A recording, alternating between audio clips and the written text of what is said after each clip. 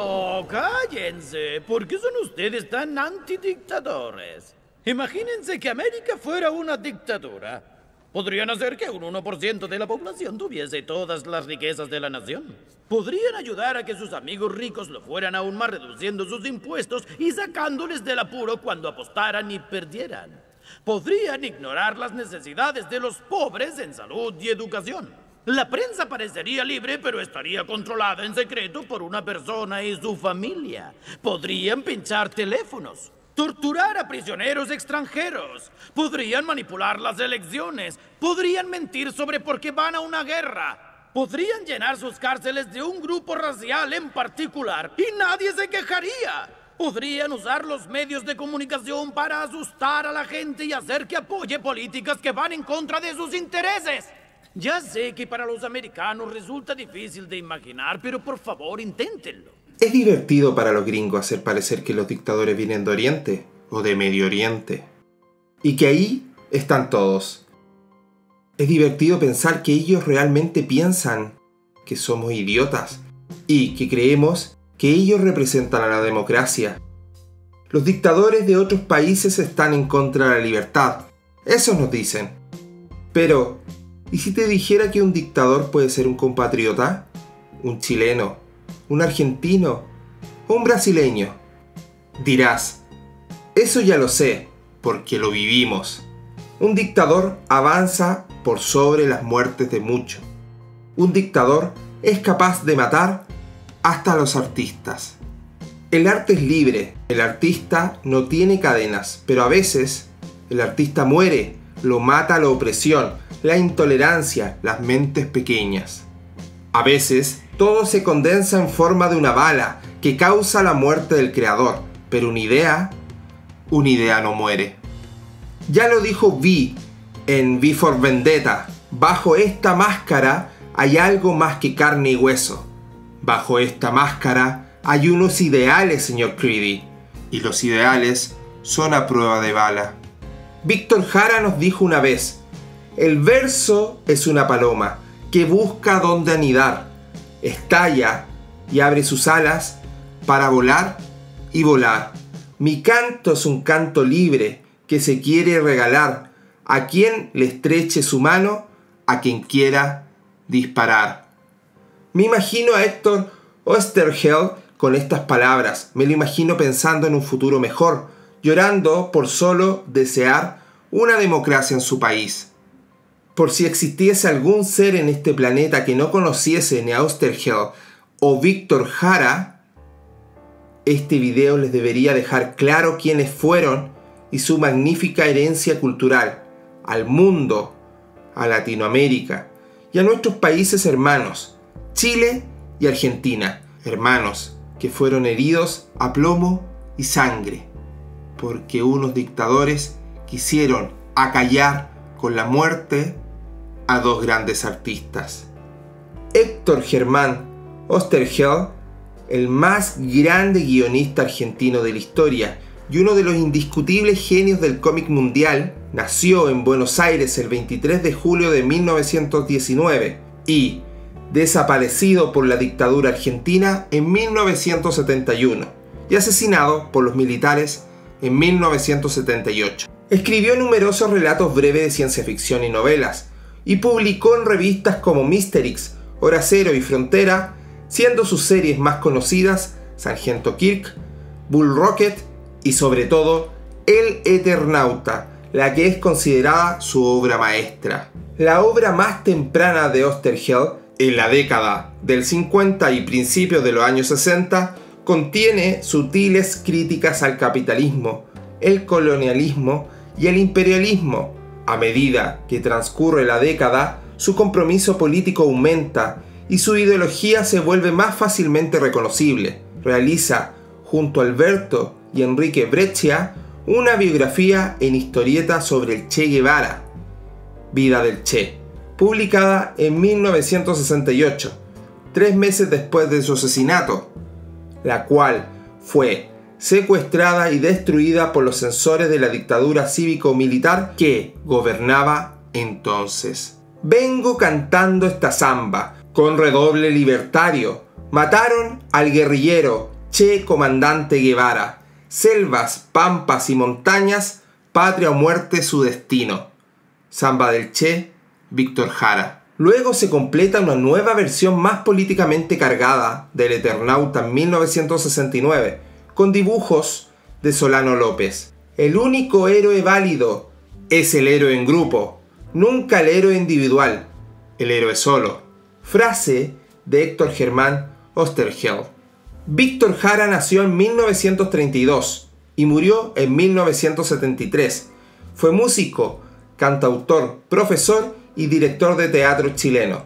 Tras el golpe de Estado que derrocó al gobierno de Salvador Allende el 11 de septiembre de 1973, Jara fue detenido por las fuerzas represivas de la dictadura militar recién establecida. Fue torturado y posteriormente asesinado en el antiguo Estadio Chile, que, con el retorno de la democracia, fue renombrado Estadio Víctor Jara. ¿Cómo es posible que el hacer arte te haga víctima de un asesinato? ¿El arte mata? ¿El arte te vuelve un peligro para tu país? El arte debe ser comprometido con tus ideales. El arte es la extensión de nuestro ser. El compromiso político de Oesterheld aumenta aún más durante la década del 70, lo cual se refleja tanto en su decisión de unirse a la agrupación guerrillera Montoneros, como en los guiones de sus últimas obras, destacándose particularmente el caso de El Eternauta 2, de nuevo ilustrada por Solano López, la cual debió finalizar mientras se ocultaba en la clandestinidad. En 1977 fue secuestrado por las Fuerzas Armadas durante la última dictadura cívico-militar argentina y fue visto por última vez en un centro clandestino de detención.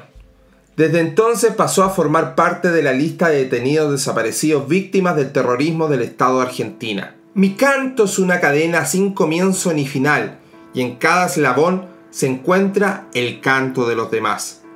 Fundó la editorial Frontera y editó los magazines Hora Cero mensual y Frontera mensual, pero fue sin duda El Eternauta su obra maestra, el guión que convirtió al escritor en referente obligado del cómic argentino. La historieta comenzó a publicarse en 1957 con dibujo de Francisco Solano López. Después, el autor modificó algunos detalles del guión y con los trazos de Breccia, El Eternauta apareció en la revista Gente. Tras un periodo de interrupción por problemas editoriales, la serie reapareció en la década de los 70 en la publicación Scorpio y nuevamente con Solano como dibujante. Víctor Jara, al igual que Oesterheld, no es un individuo habitual para su época. Como creador y artista, fue al mismo tiempo un visionario cuya imaginación lo proyectó en el tiempo, adelantándose a su época.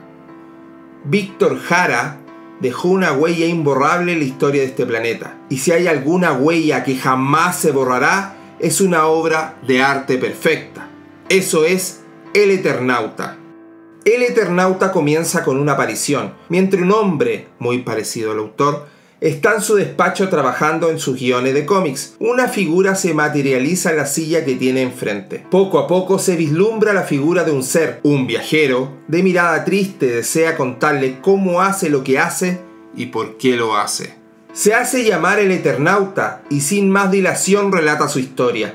Una catástrofe terrible se hizo con la ciudad de Buenos Aires, una noche como aquella, años atrás. Una nevada extraña, mortal, acabó con todo ser viviente que respiraba bajo ella. La ciudad quedó desierta en poco tiempo. Solo aquellos que quedaron refugiados en sus casas y fueron tan listos como para mantenerse dentro con las ventanas cerradas, sobrevivieron. Aquel fatídico día, Juan Salvo, el Eternauta, jugaba en su alcoba una partida de cartas junto a sus amigos, mientras su esposa y su hija dormían. Durante los primeros días su única preocupación era sobrevivir, acumulando alimentos y armas, hasta que descubren que no están ante una simple catástrofe, sino ante una invasión extraterrestre que se vuelve más terrorífica a cada paso y contra la que los escasos supervivientes tendrán que luchar como puedan. La trama, un relato de ciencia ficción, es muy avanzada para la época, pues aborda más una guerra al estilo de los conflictos modernos basado en el genocidio o de los golpes de Estado que tantas veces han tenido lugar en Argentina, uno de los cuales fue la causa directa de la desaparición de Oesterheld y sus 4 hijas. Al pobre tanto lo asustan para que trague todos sus dolores, para que su miseria la cubre de imágenes. La luna siempre es muy linda y el sol muere cada tarde. La luna siempre es muy linda. 1962, Víctor Jara. Pensemos que quizás por ser un cómic argentino y no gringo, o por la forma de pensar de Oesterheld, no hay un héroe único, sino colectivo, aunque el protagonista sea el personaje Juan Salvo, pues la historia está contada desde su punto de vista y retrata a la perfección la grandeza y la miseria del ser humano en situaciones de catástrofe. Tampoco los invasores son malvados del cómic, sino que se ven obligados a actuar como lo hacen en contra de su voluntad. El Eternauta tuvo 2 secuelas, una producida y publicada en 1976 por el mismo Oesterheld, cuando ya trabajaba en la clandestinidad, un año antes de su desaparición, y otra a la caída de la dictadura argentina en 1983 después del fracaso militar en las Islas Malvinas, guionizada por Alberto Ongaro y con trazo de Mario Morhaime. Ninguna de ellas me ha parecido tan relevante o que lleve a otras conclusiones que el relato original. Las subsiguientes adaptaciones por otros guionistas más contemporáneos incluso deforman la obra para volverlo más del tipo superhéroe. Existe una excepción peculiar y que estaba más veladamente centrada en Argentina, bastante más política que la original, y es el mismo remake del Eternauta, Revista Gente 1969, con dibujo de Alberto Breccia, donde Oesterheld tiene la brillantez de cambiar una parte importante de la trama, donde los invasores pactan con las grandes potencias y éstas le entregan Sudamérica. Sin embargo, el intento fracasó con el público, en parte por el estilo de Breccia, que quizás no era comercialmente hablando el mejor, aunque es impresionante su detalle y manejo de claroscuros.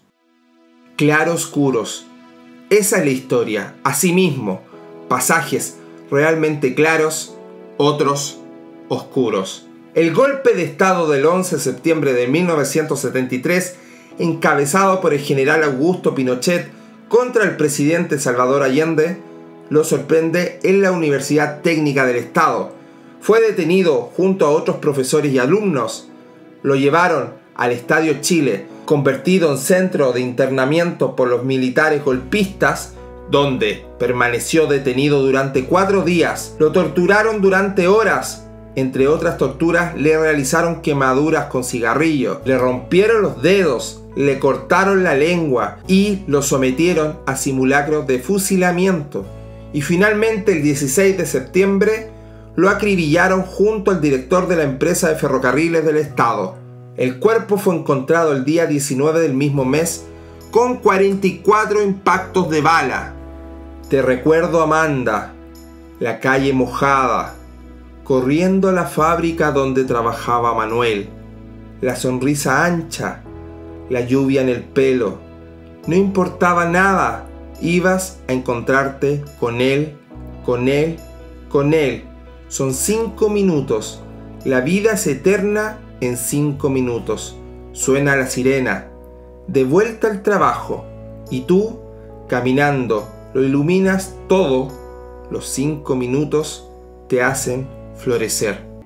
Víctor Jara cambió la música en Chile e hizo que el mundo mirara fijo a nuestro país desde sus canciones. Oesterheld hizo lo mismo desde sus creaciones para poner a Argentina a un nivel superior en el cómic.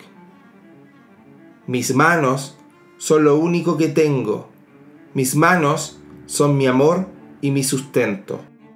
Oesterheld sigue vivo en la memoria de quienes le admiramos, al igual que el gran Víctor Jara. Por favor, recuerden a Víctor Jara en el Estadio Chile. Es verdad. De nuevo, aquellas balas de Washington. Frases de The Clash, Washington Ballads. 1980. Nunca debemos olvidar. I'm sorry, but I don't want to be an emperor. That's not my business. I don't want to rule or conquer anyone. I should like to help everyone if possible. Jew, Gentile, black man, white. We all want to help one another. Human beings are like that. We want to live by each other's happiness, not by each other's misery. We don't want to hate and despise one another. In this world there's room for everyone, and the good earth is rich and can provide for everyone. The way of life can be free and beautiful, but we have lost the way.